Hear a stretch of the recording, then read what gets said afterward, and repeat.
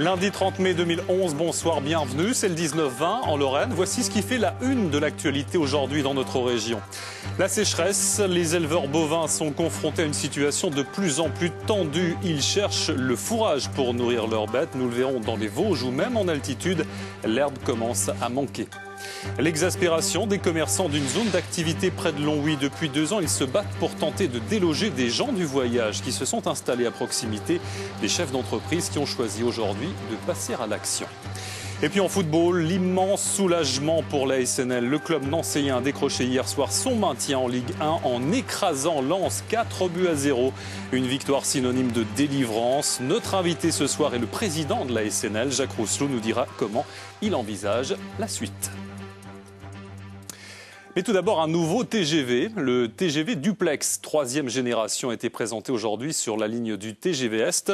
Ces nouvelles rames permettront d'accroître la capacité de voyageurs. Reportage de Magali Lacruz et Mourad Falla.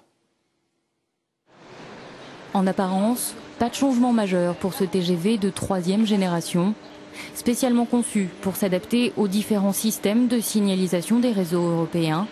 L'Euroduplex effectue actuellement ses marches d'essai. Plusieurs fois par jour, des techniciens font le voyage pour tester le comportement du train, mesurer la vitesse et identifier les difficultés techniques. Aucune anomalie détectée sur les infrastructures. Il s'agit de la 3e génération de TGV Duplex qui sera capable, au-delà des fonctionnalités qui sont celles du TGV qu'on connaît, d'aller au-delà des frontières, donc d'être capable d'aller dans 5 pays, répondant aux différentes contraintes de signalisation, de tension électrique, etc. Nous avons dû faire des travaux d'essai et d'homologation dans plusieurs pays, donc la nécessité de faire rouler ce train pendant plusieurs dizaines de milliers de kilomètres.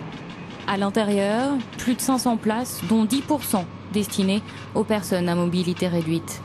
L'accent a été mis sur l'information aux passagers et sur le progrès technologique pour réduire au mieux les retards. Nous, on recherche des trains toujours plus fiables, c'est-à-dire des trains qui tombent rarement en panne et lorsqu'ils connaissent une panne, que ces trains soient capables de circuler jusqu'à la gare suivante. C'est le cas de ce Euro TGV qu'on est en train de lancer aujourd'hui. Donc je pense que la situation va s'améliorer. Il faut continuer, c'est une bagarre de tous les instants, parce que le réseau est un peu saturé, parce qu'il y a beaucoup d'actes de malveillance, et puis parfois il y a des pannes, donc on travaille là-dessus. Au total, 55 rames ont été commandées à Alstom il y a 4 ans. La mise en service commerciale est prévue fin 2011 sur la ligne Paris-Reims-Strasbourg et sur la ligne Rhin-Rhône. Pour la SNCF, il s'agit surtout de garder ses parts dans un marché européen de plus en plus concurrentiel. Venons-en au sujet qui inquiète toute la filière agricole, la sécheresse. Tout à l'heure, le ministre de l'Agriculture réunissait les préfets. Bruno Le Maire a appelé tous les acteurs de la filière agricole à se mobiliser tout en écartant une nouvelle fois l'hypothèse d'un impôt sécheresse. Des reports de cotisation devraient être accordés. Les aides seront versées plus vite. Il faut dire que la situation devient très préoccupante, notamment chez les éleveurs. Illustration dans les Hauts-de-Vosges avec Laurence Duvois et Andrea Ballot. La Roche des Chasses sur les Hautes-Prelles, 1000 mètres d'altitude, un air pur et vivifiant mais un peu sec depuis la mi-mars, avec des vaches qui cherchent l'ombre et de quoi se mettre quelque chose sous la dent, l'herbe se faisant une denrée rare. C'est quand même assez critique en ce moment puisqu'on est seulement fin mai par rapport à d'habitude. On connaît des conditions comme ça en montagne, on va dire 2-3 mois plus tard. À cette heure-ci, on devrait normalement avoir suffisamment d'herbe à pâturer pour nos vaches alors que ce n'est pas le cas, on nourrit encore la nuit. Et il faut de la matière pour nourrir ces petites bêtes qui broutent pas moins de 15 kg d'herbe par jour pour 100 litres d'eau avalée, de l'eau provenant des sources qui se tarissent en ce moment faute de pluie. Quant au fourrage, pas facile d'en trouver, la sécheresse sévissant partout. Là, on est obligé d'acheter du fourrage, oui, alors il faut déjà en trouver, ce qui est déjà pas évident parce que beaucoup de monde vont garder plutôt toute leur bouffe pour eux en fait. Donc on en a encore trouvé à des prix raisonnables, mais c'est vrai que les prix commencent à monter, ça va devenir assez cher, quoi. En pleine période de fenaison, avec 15 jours d'avance cette année, Jérôme Mathieu, le président de la FDSEA des Vosges, qui est aussi agriculteur de haute montagne à la Bresse, tire aujourd'hui la sonnette d'alarme. Après les années de crise qu'on vient de passer en élevage et avec la baisse de rendement qu'il va y avoir, donc les cours vont pas forcément baisser, vont voire même augmenter. S'il n'y a pas de mesures de trésorerie, des mesures de prise en charge d'intérêt ou une année blanche pour les éleveurs et globalement les agriculteurs touchés par la sécheresse, ça va être extrêmement compliqué. Heureusement, la pluie est attendue pour demain et mercredi, mais le retour du soleil est annoncé pour jeudi. Pas franchement rassurant pour ces agriculteurs. Oui, et ce temps sec et chaud favorise aussi malheureusement les incendies. Un feu de forêt signalé dans les Vosges depuis la mi-journée. Les pompiers tentent de maîtriser un incendie dans la forêt de Mortagne au lieu dit les 7 fontaines. 50 pompiers sont sur place. 2 ont été blessés. 3 hectares partis en fumée. Le front de flamme a atteint 300 mètres. Le feu est actuellement sous contrôle, mais le flanc droit pose encore souci en raison d'un terrain escarpé. Un feu forcément favorisé aujourd'hui par des températures particulièrement élevées aujourd'hui. Sachez que nous avons battu un record de chaleur dans notre région depuis que Météo France enregistre ces données, depuis 1945. Jamais un 30 mai n'a fait aussi chaud en Lorraine. 30,4 degrés cet après-midi à Nancy. Le précédent record daté de 1979. Une chaleur et un ensoleillement exceptionnel en ce printemps. Autre conséquence, la récolte de la Mirabelle sera cette année très précoce, mais de qualité. C'est ce qu'annoncent les producteurs locaux. Reportage chez l'un d'eux avec Jean Baudin et Styliana Pave. Dans son verger de 30 hectares, Philippe Daniel est plutôt satisfait. Sous le soleil, 6000 mirabelliers étendent leurs ramures chargées de fruits, des fruits encore verts mais qui bientôt se pareront d'or. Je crois que de ma carrière de producteur, c'est la première année où je vais récolter aussitôt. C'est-à-dire début de la récolte vers le 24-25 juillet et gros de la récolte entre le 1er août et le 15 août. Tout est bien parti pour réussir une belle récolte. Maintenant, il peut toujours arriver un événement climatique qu'on n'a pas pu prévoir. Mais normalement, là, à l'heure actuelle, oui, on est parti pour avoir une belle récolte pour les producteurs. Une récolte précoce pour des fruits de beau calibre. Du côté du conditionnement et de la vente, on s'y prépare déjà. En Lorraine, habituellement, c'est entre 12 000 et 13 000 tonnes de Mirabelle. Cette année, il y en aura un peu moins. Le volume sera là, je pense qu'on sera en dessous de 10 000 tonnes sur la Lorraine. Donc on est quand même autour de 2/3 d'une récolte. Donc c'est pas énorme, mais c'est plutôt bien pour les producteurs parce que quand les arbres ont une moyenne récolte à supporter, ils mettent plus d'énergie à faire de la qualité. Donc normalement, nos Mirabelles devraient être vraiment super bonnes cette année. En attendant d'y goûter, Philippe Daniel veille sur ces Mirabelles, des Mirabelles au goût de vacances d'été. C'est exceptionnel. Et là, il va falloir aller sur les lieux de vacances pour arriver à la commercialiser, sur les plages par exemple, ou dans les régions très touristiques. Attention tout de même à la température, car au-dessus de 35 degrés, l'arbre se protège et les fruits ne mûrissent plus. Cela peut changer la récolte. Autre endroit où il a fait un peu chaud aujourd'hui, près de Longwy, sur la zone d'activité de Mexie. Excédés, des commerçants, des habitants, des riverains ont bloqué une route depuis 2 ans. Ils réclament le départ de gens du voyage qui se sont installés à proximité. Reportage de Bruno Demange et Sébastien Roch. Avant de se mettre en place sur la Nationale 52, les manifestants se sont donné rendez-vous sur le lieu même du conflit, le terrain qui depuis ce week-end n'est plus occupé par les quelques 200 caravanes qui s'y trouvaient depuis plus de 2 ans. Une joie de courte durée lorsqu'ils ont dressé l'état des lieux. Il y a des déchets de câbles électriques, tous les câbles des candélabres ici ont été volés. Ils les ont brûlés sur le terrain pour récupérer le cuivre. Toutes leurs ordures et leurs déchets sont restés sur place. Je pense que maintenant il va falloir une paire de mois pour tout remettre en état. Les habitants ont notamment constaté que les câblages des candélabres ont tous disparu, qu'il manque même des candélabres tout courts qui ont été sciés pour en récupérer l'aluminium et qu'il reste ici ou là de nombreux tas d'immondices.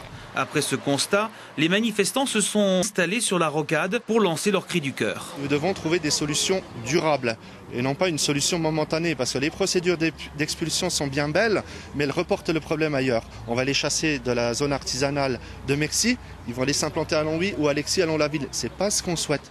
Les manifestants souhaiteraient que le maire de Longwy et président de la communauté de communes puisse en faire davantage. Lui, de son côté, rappelle qu'il respecte la réglementation en vigueur concernant les aires d'accueil et que malgré cela, il est complètement dépassé par le problème qui a envahi le secteur. On est à 40 procédures sur l'année, 40 procédures d'expulsion. Elles coûtent aux contribuables entre 1 000 et 1 500 euros pièce. Chaque fois que nous engageons une procédure, voilà ce que ça coûte aux contribuables. Les merlons, on a dit aller pour 300 000 euros. Les élus ont donc tous le même discours. Ils demandent que l'État prenne ses responsabilités et plus encore les pays voisins qui bizarrement ne veulent pas en entendre parler alors que la proximité de la frontière est justement une cause de l'ampleur du phénomène sur le secteur. En bref, notez que le député UMP et conseiller général de la Moselle, Denis Jacquat, comparaîtra demain devant le tribunal correctionnel de Reims. Il s'agit d'une affaire qui remonte aux années 90.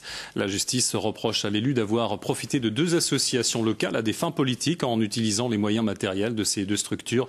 Denis Jacquat sera présent, il l'a confirmé, pour cette audience demain.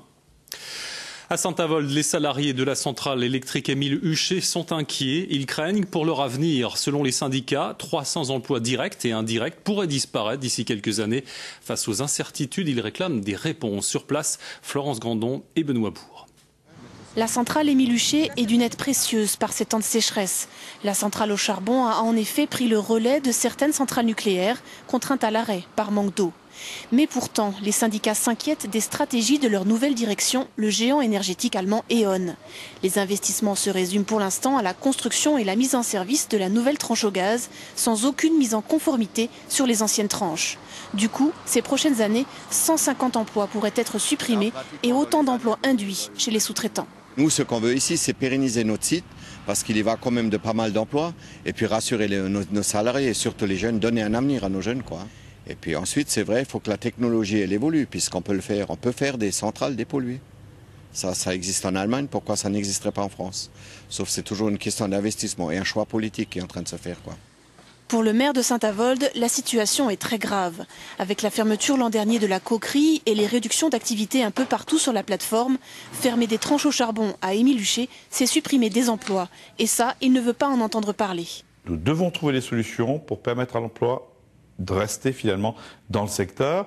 Donc il est clair que E.ON ne doit pas fermer les centrales à charbon qui existent aujourd'hui, mais doit faire les investissements qui sont importants à réaliser. Je crois qu'il est important quelque part qu'on aide ce secteur qui est plus sinistré que les autres et que l'État soit plus attentif finalement aux revendications qui sont les nôtres. Les syndicats ont d'ores et déjà posé un préavis de grève d'1 mois, ce qui a accéléré une réunion avec la direction demain sur la redistribution de la participation.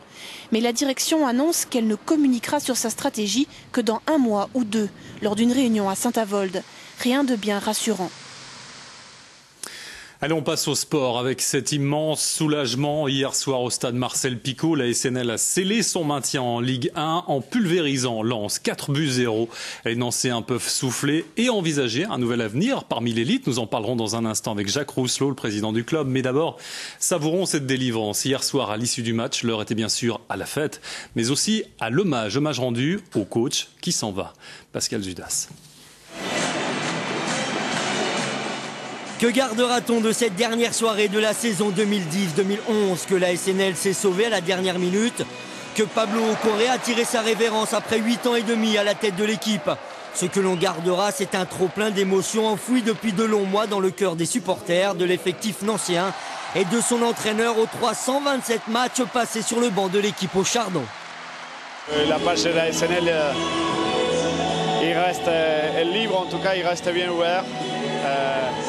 C'est vrai, c'est la fin rêvée après une saison de haut et de bas.